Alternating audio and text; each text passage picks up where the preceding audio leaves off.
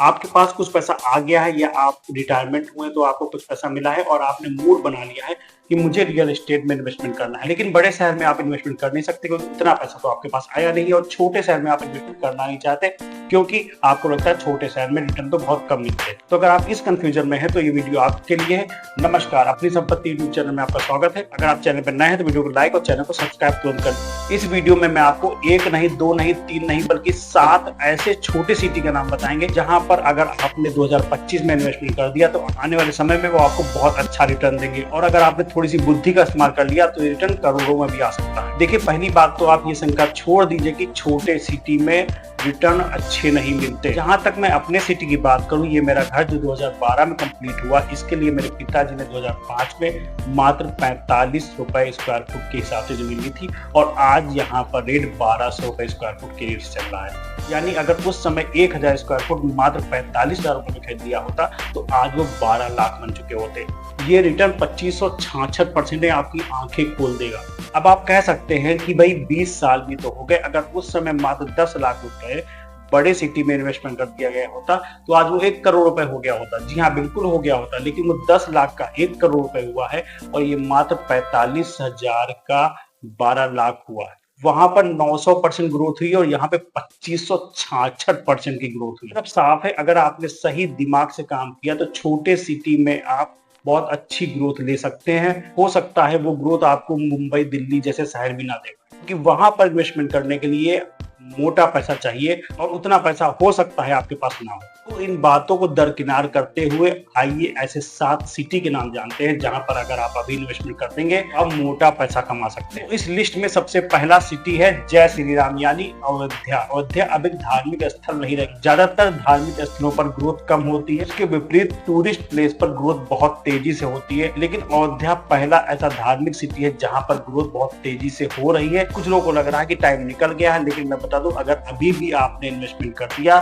तो बहुत अच्छा रिटर्न आपको अयोध्या से मिल सकता है। आइए अयोध्या के बारे में थोड़ा डिटेल में जानते हैं। राम मंदिर के बनने के बाद अयोध्या सिर्फ एक धार्मिक जगह नहीं बल्कि एक टूरिज्म और हॉस्पिटैलिटी हब बन चुका है। यहाँ लाखों श्रद्धालु हर साल आते हैं और इस संख्या में लगातार बढ़ोतरी हो रही है। सरकार भी यहाँ इंफ्रास्ट्रक्चर पर बड़ा निवेश कर रही है, जिससे आने वाले समय में ये शहर और भी विकसित होगा। आज की तारीख में आप यहाँ कम रेट पर जमीन ले सकते हैं, लेकिन अगले 3 साल में इसका रेट दोगुना होने की पूरी संभावना है। नंबर 2 पर है इंदौर का मध्य प्रदेश। 7वीं बार इंदौर भारत का सबसे स्वच्छ शहर बना। यहाँ पे इंडस्ट्रियल और आईटी सेक्टर बहुत तेजी के साथ ग्रोथ कर रहा है। थोड़ा सा दिमाग लगा करके अगर आप यहाँ पर इन्वेस्टमेंट करते हैं तो आपको बहुत अच्छा रिटर्न मिल पाएगा। आइए हम इंदौर के बारे में थोड़ा डिटेल में जानते हैं। इंदौर लगातार 7वीं बार भारत का सबसे स्वच्छ शहर बना है। यहाँ का इंडस्ट्रियल ग्रोथ, आईटी कंपनियों का आना, एजुकेशन और मेडिकल सेक्टर की मजबूती, इन सब ने इसे रियल एस्टेट इन्वेस्टमेंट के लिए हॉट डेस्टिनेशन बना दिया है। इंदौर का बाईपास एरिया और सुपर कॉरिडोर अब इन्वेस्टर्स की पहली पसंद बनता जा रहा है। यहाँ आप रेजिडेंशियल और कमर्शियल दोनों तरह की प्रॉपर्टीज में निवेश कर सकते हैं और अच्छा रिटर्न प्राप्त कर सकते हैं। नंबर 3 है महाराष्ट्र का नागपुर। नागपुर अब एक ऑरेंज सिटी नहीं रह गया, बल्कि ये एक लॉजिस्टिक हब बन गया है। जिस हिसाब से यहाँ पर ग्रोथ हो रही है उस हिसाब से लोगों का ध्यान अभी इस पर उतना नहीं जा रहा है। तो 2025 में आपने अगर महाराष्ट्र के नागपुर में इन्वेस्टमेंट कर दिया तो ये अच्छा रिटर्न दे सकता है। नागपुर के बारे में थोड़ा सा और डिटेल में जानते हैं। नागपुर अब सिर्फ एक ऑरेंज सिटी नहीं, ये एक मल्टी मॉडल लॉजिस्टिक हब बन रहा है। MIHAN multi modal international cargo hub and airport at Nagpur जैसे प्रोजेक्ट से यहाँ कमर्शियल और इंडस्ट्रियल डिमांड बहुत तेजी से बढ़ रही है। यहाँ आप वेयर हाउस, प्लॉट्स और कमर्शियल शॉप्स में इन्वेस्ट कर सकते हैं। इसके अलावा नागपुर में एजुकेशन और हेल्थ केयर सेक्टर भी तेजी से बियाच रहा है, जिससे यहाँ रेजिडेंशियल प्रॉपर्टी की मांग भी बाराच रही है। नंबर 4 है केरल का कोच्चि। यहाँ पर मेट्रो स्मार्ट सिटी इतनी तेजी से आ रहे हैं कि ये दक्षिण भारत का बिजनेस हब बन गया है। आइए कोच्चि के बारे में थोड़ा डिटेल में जान लेते हैं। अब चलते हैं दक्षिण भारत की ओर। कोच्चि में मेट्रो, स्मार्ट सिटी प्रोजेक्ट और पोर्ट कनेक्टिविटी ने इसे दक्षिण भारत का उभरता हुआ बिजनेस हब बना दिया है। यहाँ खासकर NRI निवेशक बड़े स्तर पर प्रॉपर्टी खरीद रहे हैं। अगर आप रेजिडेंशियल या हॉस्पिटैलिटी प्रॉपर्टी की सोच रहे हैं तो कोच्चि एक शानदार विकल्प है। यहाँ की खूबसूरती और शांत वातावरण इसे रहने के लिए भी एक आकर्षक जगह बनाते हैं। वीडियो में आगे बढ़ने से पहले मैं आपको याद दिला दूं कि आपने अभी तक वीडियो को लाइक नहीं किया तो वीडियो को लाइक कर दीजिए और चैनल को सब्सक्राइब तुरंत कर दीजिए, फायदे में रहेंगे। नंबर 5 है राजस्थान का जयपुर। यहाँ पे इतनी तेजी से विकास हो रहा है कि कुछ ही सालों में जयपुर की बिल्कुल रंगत ही बदल गई है। यहाँ पर अभी तो आप इन्वेस्टमेंट कर सकते हैं, लेकिन अगर आपने थोड़ा और दिन लेट कर दिया तो ये शहर भी आपकी बजट से बाहर हो जाएगा। जयपुर के बारे में कुछ खास बातें जान लें। बात करते हैं गुलाबी शहर जयपुर की। दिल्ली मुंबई इंडस्ट्रियल कॉरिडोर से जयपुर को बहुत बड़ा फायदा मिलने वाला है। यहाँ के नए ring road projects, tech parks और अफोर्डेबल हाउसिंग स्कीम्स इसे भविष्य का स्मार्ट सिटी बना रहे हैं। जयपुर में प्रॉपर्टी खरीदना अब भी अफोर्डेबल है, लेकिन ज्यादा देर करने पर आपको पछताना पड़ सकता है। यहाँ विकास की रफ्तार तेज है और आने वाले समय में यहाँ प्रॉपर्टी के दाम काफी बढ़ सकते हैं। और नंबर 6 पर है उत्तर प्रदेश का बाराबंकी। राजधानी लखनऊ से मात्र 30 से 35 किलोमीटर की दूरी पर ये पड़ता है।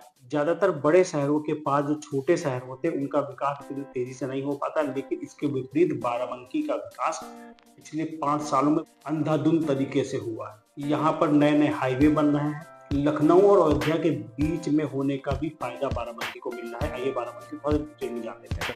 लखनऊ से सिर्फ 30-35 मिनट की दूरी पर स्थित बाराबंकी अब धीरे धीरे एक सैटेलाइट सिटी बन रहा है। यहाँ Lucknow Faizabad highway, railway network और नई हाउसिंग कॉलोनियों का विकास तेजी से हो रहा है। सरकारी दफ्तर, मेडिकल कॉलेज और रियल एस्टेट डेवलपर्स की रुचि ने इस शहर की ग्रोथ को नई दिशा दी है। यहाँ अभी भी जमीन सस्ती है, लेकिन 5 साल में यहाँ का लैंड रेट 2-3 गुना हो सकता है। और इस लिस्ट में आखिरी है उत्तराखंड का देहरादून। भाई अगर आप चाहते हैं कि इन्वेस्टमेंट के साथ साथ आपकी लाइफ स्टाइल भी थोड़ा सा बेहतर हो जाए तो देहरादून एक बहुत अच्छा ऑप्शन है। आइए अब देहरादून के बारे में भी थोड़ा जान। अंत में बात करते हैं एक ऐसे शहर की जो कि प्रकृति प्रेमियों के लिए किसी स्वर्ग से कम नहीं है। अगर आप चाहते हैं कि इन्वेस्टमेंट के साथ साथ लाइफस्टाइल भी बेहतर हो तो देहरादून एक परफेक्ट चॉइस है। शिक्षा, टूरिज्म और रिटायरमेंट के लिए यह शहर पहली पसंद बनता जा रहा है।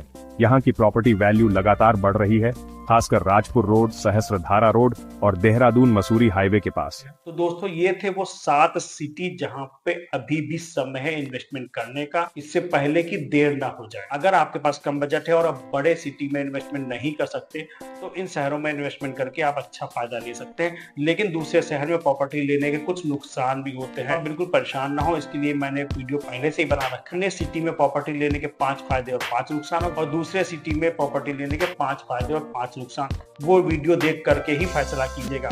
नमस्कार, मिलते हैं नेक्स्ट वीडियो में।